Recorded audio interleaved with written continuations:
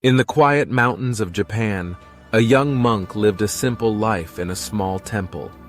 He spent his days in meditation and prayer, and his nights in silence and solitude. One day, as he was walking by the river, he noticed a woman standing by the bank.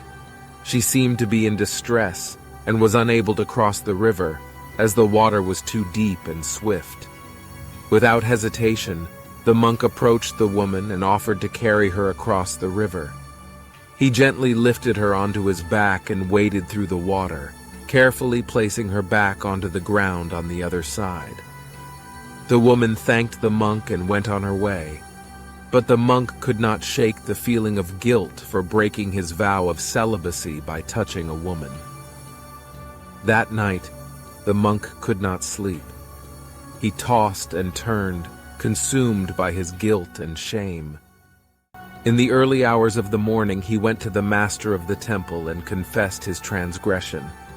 The master listened to the monk's story and smiled. He told the monk that he had done a kind act, and that it was not a sin to help someone in need. The master then reminded the monk of the importance of compassion and selflessness. With a newfound understanding, the monk returned to the river and stood by the bank.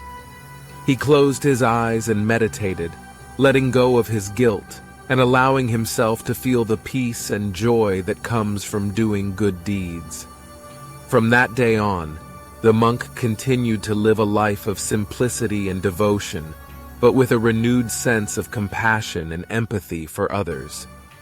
In this story, we see the power of kindness and the importance of letting go of guilt and shame. The monk learned a valuable lesson about the true meaning of how acts of kindness and compassion are just as important as solitude and meditation.